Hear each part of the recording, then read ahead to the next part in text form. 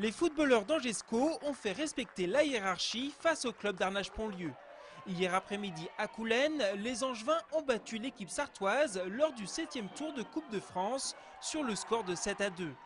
Le club d'Arnage-Pontlieu, qui évolue 4 divisions en dessous d'Angers, avait pourtant bien débuté la partie en ouvrant la marque dès la 7e minute. Les Angevins ont par la suite bien réagi en égalisant quasiment dans la foulée sur pénalty. Le SCO a ensuite déclenché une avalanche de buts avec notamment 5 réalisations en seconde période.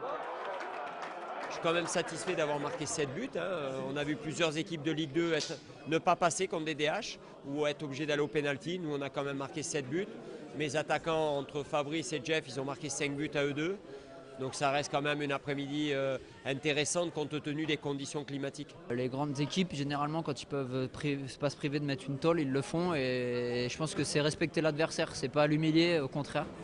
Voilà, on a montré notre supériorité et il faut être lucide sur cette victoire, elle est logique. On attendait que ça de nous, donc perdre aurait été le désastre, gagner c'est normal. Donc on a fait le travail, point barre.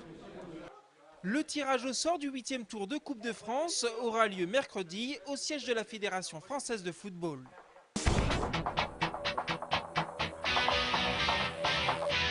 Autre carton à saluer, toujours en football, celui des filles de la Croix-Blanche.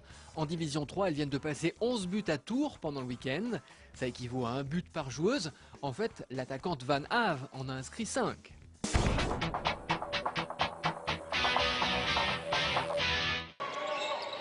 Handball, la défaite d'Angers-Noyant samedi à domicile face à Nice a été dure à avaler.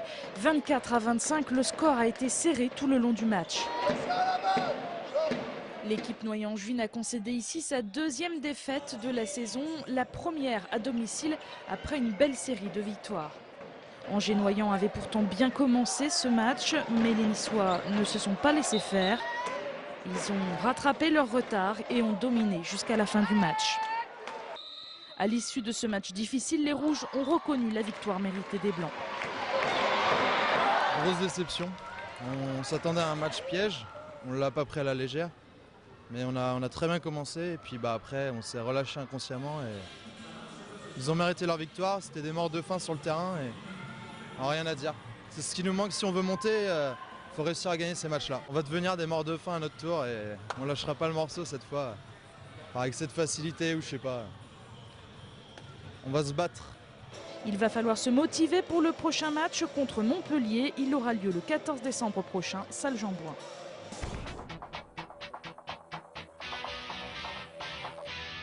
En hockey, la bonne série des Ducs se termine. Samedi soir, les joueurs d'Aquila Aimé se sont inclinés à Rouen, 4-3. Décidément, voilà une équipe qui ne leur réussit pas. Angers était mené 4-0 à la fin du second tiers et ces 3 buts dans le dernier tiers n'ont pas permis de renverser la tendance. Les Ducs laissent donc la tête de la Ligue Magnus s'échapper. Ils sont désormais 4e à 5 points de Briançon. En roller hockey, les Hawks s'inclinent chez le leader, Rethel, 6-4. Ils se préparent désormais à la Coupe des Confédérations européennes le week-end prochain à Anglette. Enfin en basket, notez que l'ABC s'impose à Bayonne 82-80.